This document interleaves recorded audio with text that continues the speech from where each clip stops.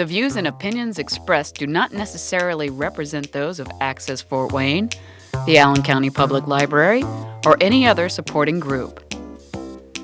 Get involved with Access Fort Wayne and make your own television programming.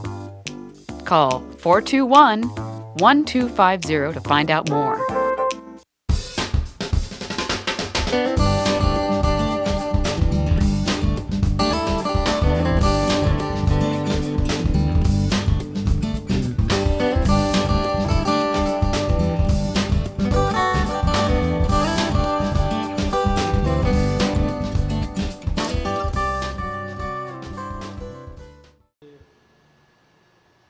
Okay, this is fire station number 1. We have the water rescue, we have the boat, we have an engine, we have a truck, MERV, and we also have a hazmat truck as well.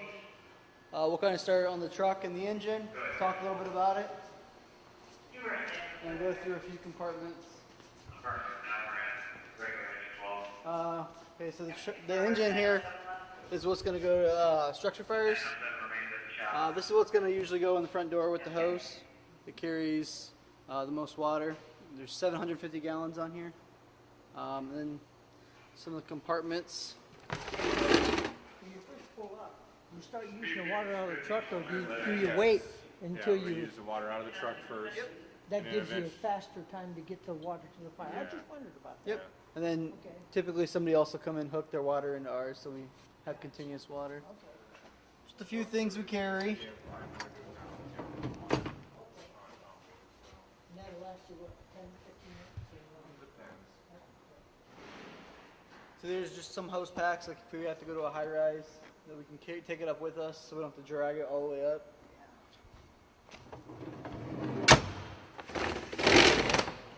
It's all connected. You don't have to do any connections. For the most part, Yeah, for the most part, it's connected. Okay, so now this Okay. rig's going on a run, so we'll wait back here until they go. And you can get a picture of them leaving. All right. Gee, we don't get to see them It's actually slide their down the best pole. side. Can you get anybody slide down the pole? No, everybody's downstairs already.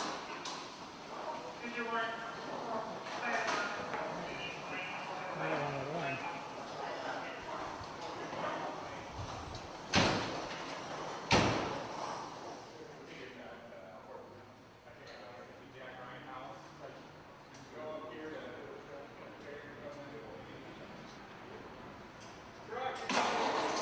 We're getting something.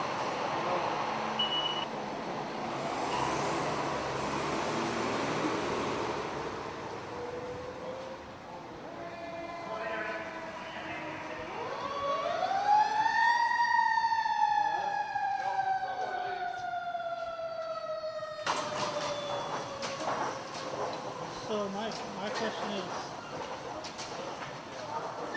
as a fireman, if you're unpredictable, you never know when you go on, when you go off, it works. Like for instance, what we just seen now. Yep, So, you never know when you're going. So it could be the middle of the night, middle of the day, 2 minutes after you clock in. So well, since that's gone, we'll kind of move over to the truck here. So the truck's that's what carries all the saws, all the extrication equipment for like vehicle accidents, rope rescue, has the ladder, which is 100 foot, but it also does have some hose on it and a 350 gallon tank, so it can do some hose work. Okay.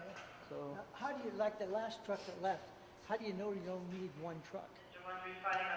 Dispatch. We know when the dispatch starts talking, we know what we're going on, Okay. and then she announces what rig's going to go. Oh, okay. But we kind of know because we've been doing it long enough. We will know by what she says. If it's a fire alarm, we know it's only going to be that rig.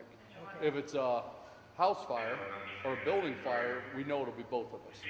So as soon as the tones go off, we all listen, and it'll say fire alarm. And then we know, well, that's only going to be one rig. You got your EMS here too? Oh, yeah.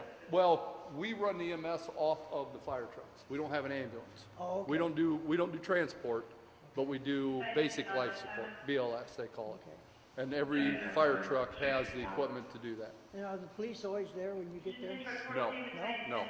Usually Nope. first on the scene. Yeah, usually. Okay. Police will be there if it started out as a crime. If it started out as a drug overdose, or if it started out as somebody broke in and another guy beat up another guy or something like that, that's when we go. Or that's when the cops will beat us. Yeah, domestic sounds. Yeah, but if it's just Or a basic accidents car or- accident, yeah, yeah. sometimes we You still never beat. know. Yeah, but otherwise we're usually first in. We usually beat the ambulance in. But there's a lot more of us than there are of them, so it's kind of an unfair advantage. But it's good for the community. And you look like you're all pretty good size. Yeah, yeah, yep, Okay. yep.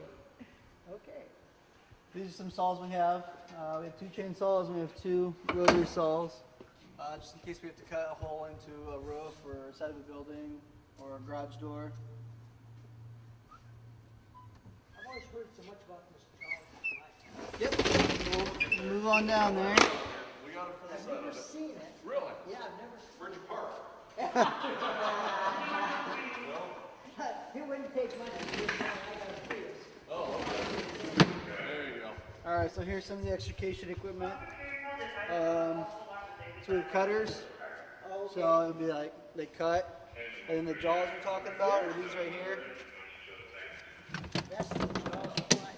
So they're like this, and they'll just spread open. So it'll be like a pair of scissors when you open it, how the tips go open. Is that for like opening up the door? Correct. Oh, okay. You can open up quite a bit with that. Yeah. So this stuff is for auto extrication, okay? The definition of extrication is removing the vehicle from around the person versus typically you would remove the person from the vehicle. So these tools are all designed to do that, to remove pieces of a car to access a person. There's other applications, obviously, it's not just automotive, but from industrial to heavy equipment to you name it. So that's the intended Even if the car's use by upside definition. down? Sure, and that's where we get into stabilizing, and we have all kinds of wood cribbing and different things that we do to make the car stable to work in, or on or around. Wow. Well, that takes a lot of training. Oh, yeah. A lot of training. Yeah. Just a few other things. So this is what powers all those tools. Then we also have a generator, and then like some saws up here, just depending on what you need to do for the job.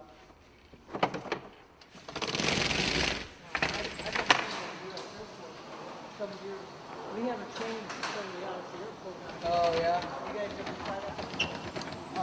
I've never been out there. Some of these guys may have been. Some of the stations that are closer out there, I know work with them a little bit. They got a building they set on fire. Yeah. Training. Now these are some fire extinguishers we have, different applications, and then some air bottles that power some of our tools. Like we have an air hammer, an air chisel, and we have airbags that can lift the car up. Can you explain to the people at home, like, what not to use on a grease fire and stuff, because sometimes it makes it worse? I guess? So on a grease fire, you're not going to use like water. Okay. That'd be the biggest thing. Use like baking soda would be good. Okay. And we'll just try to move around this way. I didn't know baking soda. Yeah. That's good. And so up here, we have just a whole bunch of different size ladders, depending on how high we need to go or what the application is. And we have all these long poles that called New York hooks that help pull ceiling down when you need to. How much weight can that hold when you get up? How much weight can The ladder a ladder hold? What are you talking about? The I'll ground say- ladders or the big ladders? The big ladder, you get up, say you got a tall building. It And depends. you got, say, a 200-pound guy you gotta take out. It depends on depends, how and it's much- all weight rated. There's a table up there that explains it depending on how far extended and what angle you're at. Okay. So, Okay, so you I have to mean, know all that. if you brought it out right now, you could get 6 people on it. If you go to a certain elevation, a certain distance, you can only get 2 people. It depends on the application. Okay, I was wondering about that. Okay. And it's 100 foot. Then you have both these can spray water, and there's also an additional hose up there. And then there's hoses you can hook into your mask so that you can breathe on there and you won't need your pack necessarily. Okay. Up here is just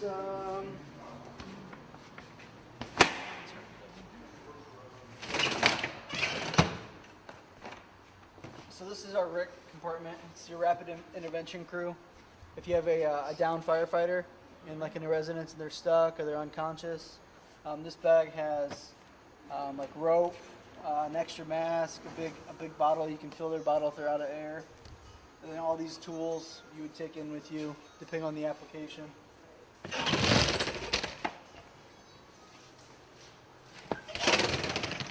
Here's just a couple spare packs.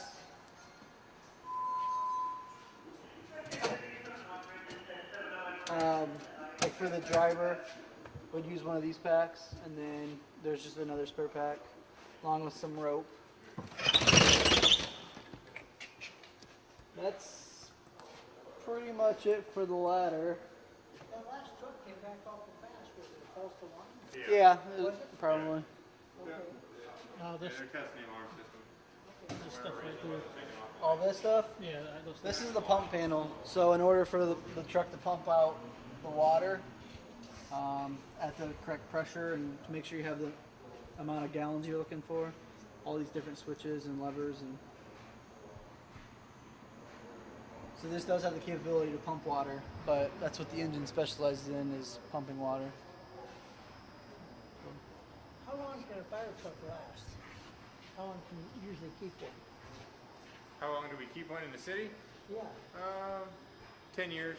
about 10 years? But probably about 10 years at a busy station. Yeah, you're probably Okay. looking at 10 years. And Is no that recycling. because of the new improvements to the new engine? They're or just tired. They're just Yeah. worn down? There's Okay. one they just replaced. It had over 100,000 miles on it Wow. in less than 10 years. It was like 7 years old, I think, something like that. So Wow. yeah, yeah, they get That's a ran. lot of miles. Yeah. So is the videotape? Is hobby? Is that Oh, you? Is we're that a hobby actually, thing? we're actually with Access Warranty.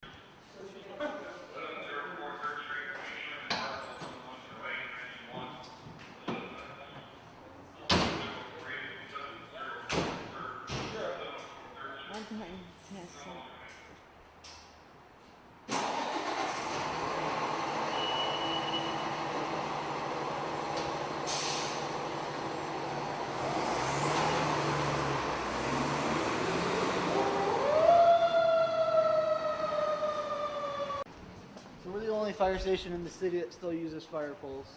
There's one other station that has them, because their gym's up top. But we live like that's our sleeping quarters right up top there.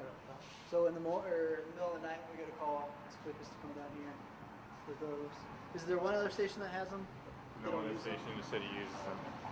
It's really the only station, and when we pull down that pole, that's what opens those doors. And it helps keep the heat from going up in the summer and the cold from going up in the winter.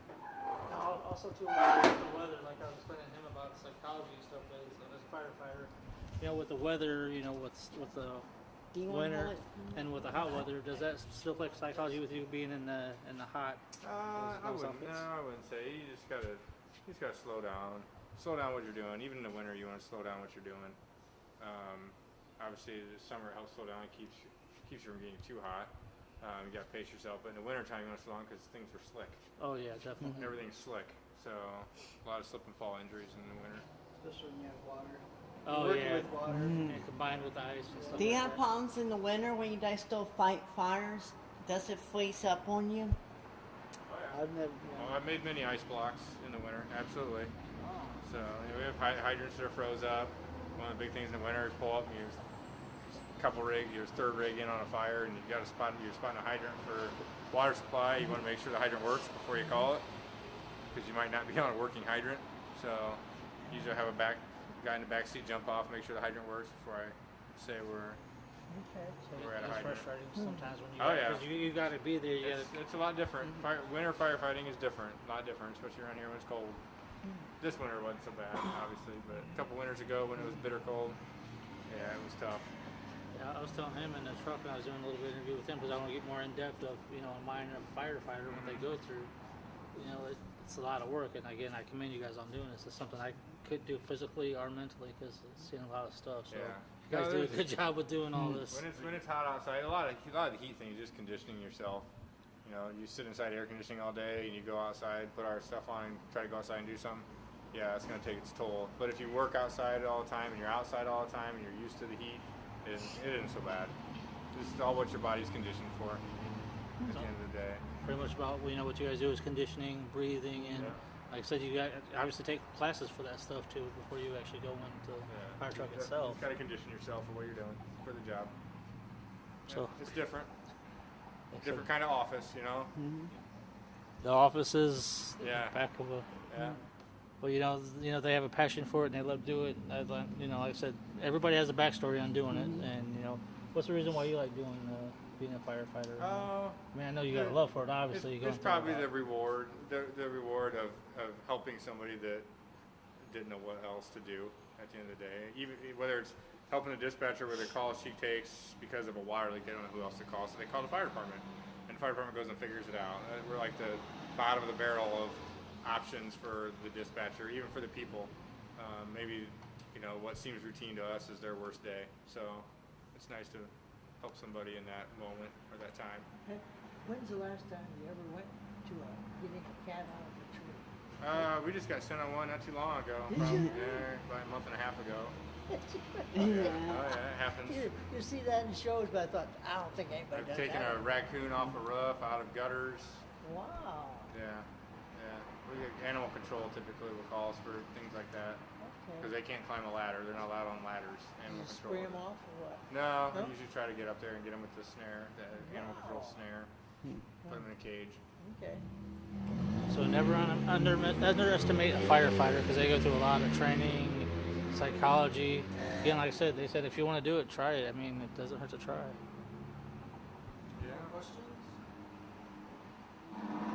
All right.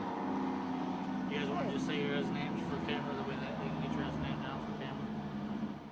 Justin? Lance?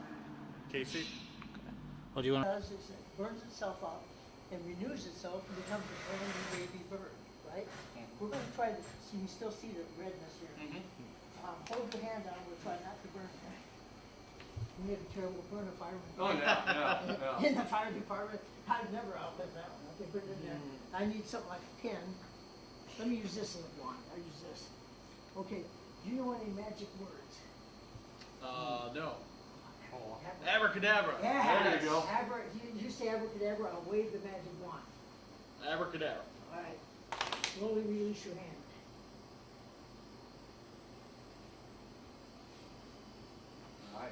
Nice. You know how much money you can save us in napkins? Can you clean them too? I can clean them. Yeah, if I can do all that. That was good. Well, thank you. Thank you. You only see 4 of the magicians in the world do that. I'm 1 of 5. 1 of 5. Right. We all have like signature illusions. That's one of mine. So, Cool. Really cool. Not bad. I was kind of afraid to ask the land fire and the fire department. Oh. Of course, We know- you got all the equipment. I would to say put we it know out. how to put it out. You know, who does the fire department call when their own building catches on fire? Who? Oh! I was gonna say that sounds like a cool joke. But we don't know. Okay. We don't know who we would call. That's a good question. Yeah, something to ponder on. It is. I'll give you a little story though. Okay, there was a fire that happened out in Tulsa, Oklahoma. In Tulsa, Oklahoma, the oil well caught on fire. Okay, man, that is a tough fire to put out. You being firefighters, right? So they were losing thousands and thousands of dollars every minute, burning out. So they got on the phone and called the Tulsa Fire Department and said, "Please get out here and put this fire out." They said, "It's outside our city limits. It's not our. We don't put out these type of fires. That's your responsibility." I go, "Oh no!" So they got a really good idea. So they called on the local radio station and said, "The first volunteer fire department that can get here and get this fire put out, we'll actually give you a big reward." Well, this little town had this one little red fire truck, in fact, just a pickup truck.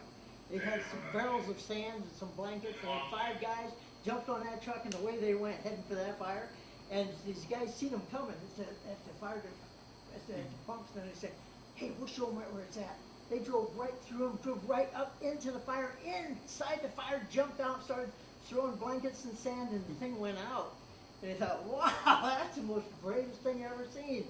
They said, "We're going to give you $25,000. And what are you going to do with the money?"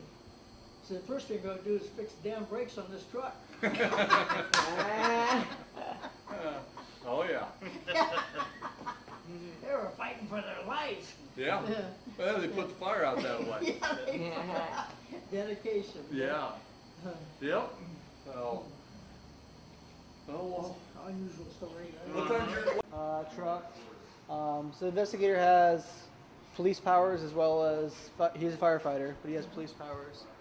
He is who would go to a house fire, have the call put out, and they'll try to figure out how it started or why it started, if somebody started it themselves. So he does all the investigation. Can I say something that I hear people say that I think is wrong? They say, fire department can get here a lot faster. If somebody's breaking in, I'm gonna call the fire department instead of the police department. I mean, what do you say about that? You've probably heard that before, and probably had it done. I've never heard it before. Never Well, heard haven't that you? expression, but Oh. if somebody's breaking your house, we have no way to do anything. Okay, I thought maybe showing up and Other than spray them with water. That is our only. 911, they're gonna send the police. They won't Okay, necessarily okay. send us. So. I heard different people mention that. Well, sometimes police department take too long, fire department gets here real quick. And we do. Yeah. We're usually quicker. Yeah. And most of the time getting places. But yeah, if it's a strictly a police matter, the dispatch will send. Can a It's the same person- dispatch. Can a person get in trouble for doing that? Isn't there, Yeah, ordinance? false reporting, but Ordinance? I don't think that really gets enforced. Oh, okay, It's a If they thing have, of it, if they have an emergency, it's an emergency. okay. It's not a false report. Oh, You know, if they have some type of emergency and they call 911, as long as it ain't the opposite, as long as somebody calls 911 doesn't have an emergency, Oh, then that's okay. false reporting. okay, But gotcha. that doesn't happen very often. Gee, thanks for answering that. No problem. That's what we're here for. While we're over here, this is Hazmat 1.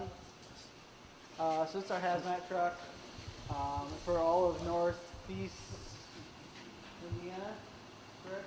Yeah. Yeah, I believe. So if there's a large spill of a chemical or some sort of gas release into the air, they will respond.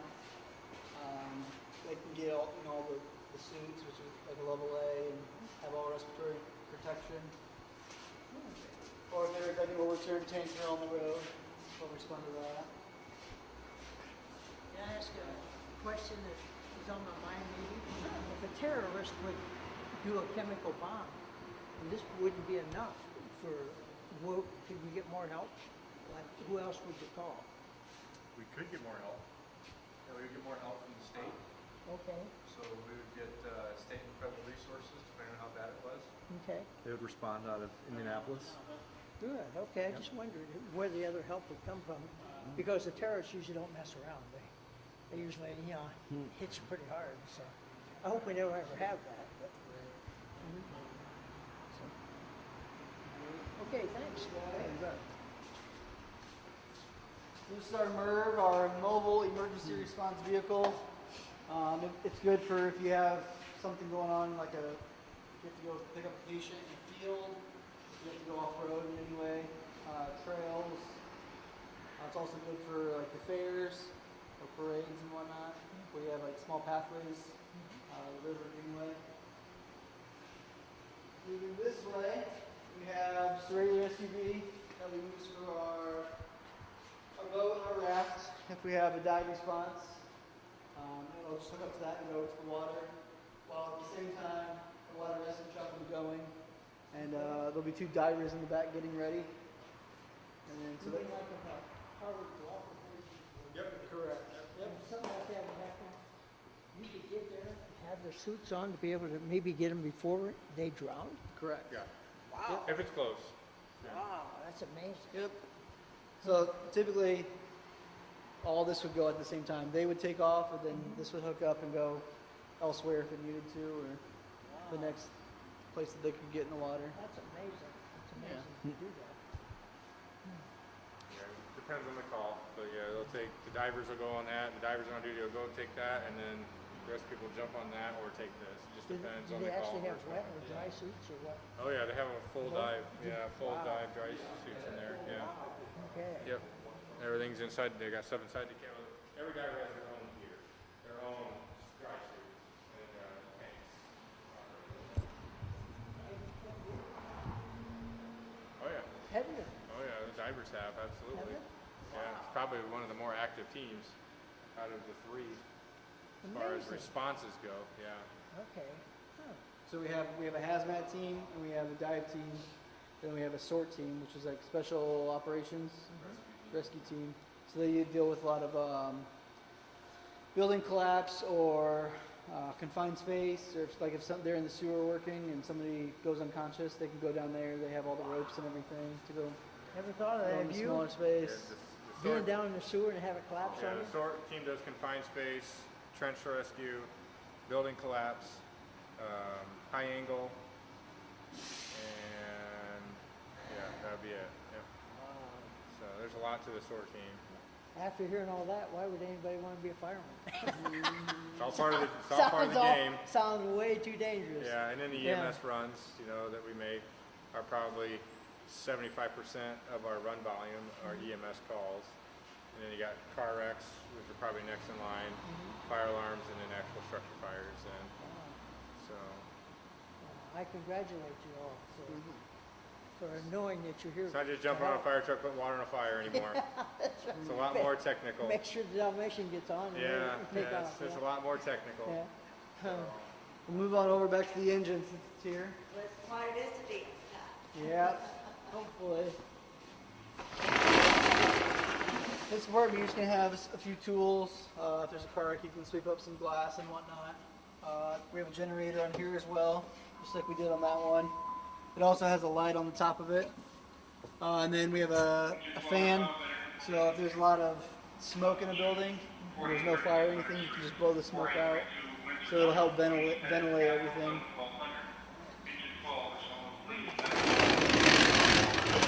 Go ahead and move to the other side. What's that? If you're in a building and you know you got the people out, how do you know you got the animals out? Is there a way to kind of tell? So when you go into a structure fire, you'll do what's called a primary search, which is quick, down and dirty, and then once the fire's out, you'll typically do a secondary search. So that's when you'll typically find animals. Oh, okay. Very good. Most of the people we find in fires are in the paths of egress. They're right behind the door, or right in front of the door. You open the door, they're right there, or they're in a hallway. They're not, or they're on the couch or on the bed still, or they're typically not just road. They're not out in the middle somewhere. They're trying to get out, or we're trying to. This is very important to me. My favorite niece died. She was only 19 when the fire. It was about 4 years ago in Okay. Nebraska. Oh, okay. She was laying in bed, must have never woke up. Yeah, good chance of that. Yeah, and she was waking up with herself. And you think, wow. Yep, good chance of that. So Found you- in beds before, beds, chairs. So every house should have a carbon monoxide some sort of system to make sure you don't get overcome by smoke or what? Well, as far as what you mean by what are you asking by? If you're asleep, could that take you over and Oh yeah, never? that's not just gonna kill you. Yeah, the smoke is gonna kill you. The fire before the fire will. Yeah, the smoke will kill you before the fire will, for sure. Okay, so everybody should have an Yeah. alarm system for that. No doubt. Yeah. Yeah. Mhm. Good idea. Absolutely. We'll go ahead and move over to the other side now. Here's all the hose that we hook up to the hydrant with. There's about 1,000 feet of it. And then we have different valves down here. We hook up to a hydrant.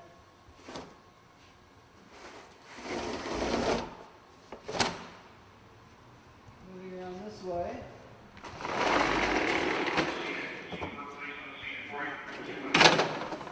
Just a couple different tools that you use on a scene, as well as some cones and some water when we get thirsty.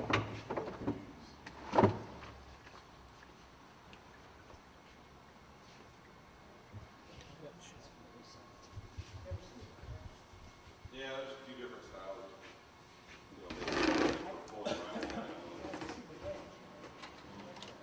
Sometimes you can get behind a window casing or something and pop the trim off. They're pretty sharp around.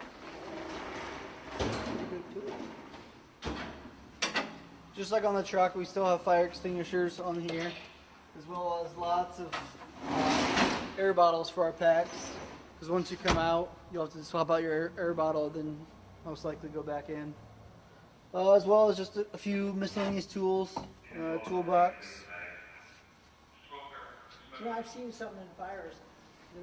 You get up there, cut a hole, and look Yep. for. That's to ventilate. You can either like let the smoke out, let all the heat out. Okay. Also, it could be to make sure there's no like fire in the attic, like still going on, that you can't see with. Just see. That's what the saws would be used for on the truck. Do you have any special shoes? Do you walk around boots like that? Nope, Nope, just our just boots. regular boots. Just our fire boots. Yeah.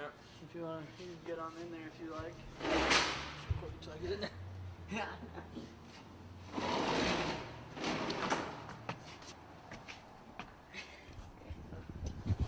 Yeah.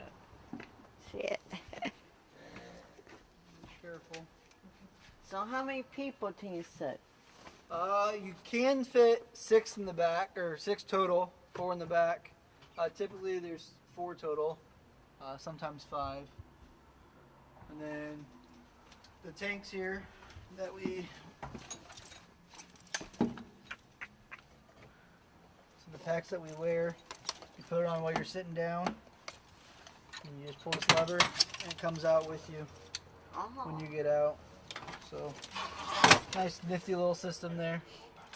And then here, so when you're driving and the sirens are loud, you can put these on, you can talk to each other, you not have to yell back and forth. So, the truck's pretty much the same setup over there as this. It's just a little bit smaller inside. You can still sit 6, yeah.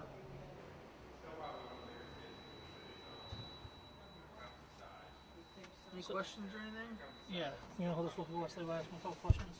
Mm-hmm. And then inside here is like our EMS bag and stuff like that.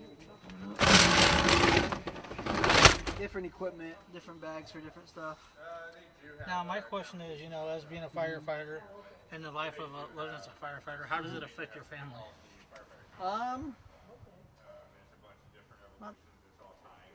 I used to work 24s before because I worked EMS. So you just have to get used to working like a 24-hour schedule. You're gone for the entire day. You don't go home at night. You come home in the morning. So, but you only work every 3rd day. So it's not. I love the schedule. I wouldn't have it any other way. Now, my question is, say for instance, if I want to be a firefighter, what all do I have to do? Like, what requirements would it take? Well, if they're having an application process, if you meet the parameters, I think it's over 21 and under 35. You have to take a written test, and you have to take a physical test, and you have to have a doctor's physical done. You have to take what's called a candidate physical agility test. Ability or agility, I'm not sure which one. It's comprised of walking on stairs, and raising ladders, and pulling hose, and pulling a victim. As long as you pass all that, then you go through a whole interview process as well. And then you also take a claustrophobia and acrophobia test. Because you're always going to be in small spaces. Correct. And then with wearing the mask, I mean, you always have something around your face, so if you are claustrophobic, it'll be a problem. But then you have to climb the ladder all the way up to 100 feet and back down in 2 minutes. And then if you do get selected, you go through the academy, which Fort Wayne's is, I believe, 16 weeks. So 16 weeks, Monday through Friday, all day, of physical training, bookwork, testing, physical, like skills that you have to memorize how to do. So and then you have to take the state certified exam as well. So you got a long process to do it, but it's worth it at the end. Yeah. Now the question is, you know, like I said, I'm not a firefighter, but from talking to you and doing these and seeing, you know, with, you know, the shows and, you know, just seeing these emergency vehicles going, psychology has got to play with your mind. We're trying to get the fires out and trying to make sure somebody's not in there. Does it take a toll on your body after a while? I mean, with your mental and your, I know physical, but how I'm trying to explain this, with your mentality of, you know, seeing people sometimes burnt, sometimes right. people, does that like wear on your mind sometimes too? Not mine personally. You just have to kind of learn your own way to deal with it. I'm sure some people may have had to seek help. I have not, but I'm sure some people have. And like you said, over time it probably takes a toll. But no one's making you stay. You're welcome. Exactly. I mean, this is Yeah, a passion that you want to exactly. do. You like helping people out, and you know, like I said, you went through all these courses and stuff like that. Exactly. I said, you know, I credit you guys for doing this. This is a good job of what you do, but I just want to know, you know, because like I said, as a person watching you guys doing your work, I don't know in my head, you know, this goes on, but I figured if I ask you, you know, what do you think with your mentality with You it? just can't let it build up. And if it is bothering you, you just have to speak up and talk to somebody about it. It's better not bottle it in. You know what I mean? So with fire department, you have tons of things happening. I mean, with mental, physical, Right, but you know, at right. the end, it's all worth it. But you know, it's your passion. Right. So you have anything to say anybody out there like that want to do this? Like anything? Work hard at it. Give it all you can. Give it your best. It's worth it in the end. Do you have any more you want to show us in here? Or? No.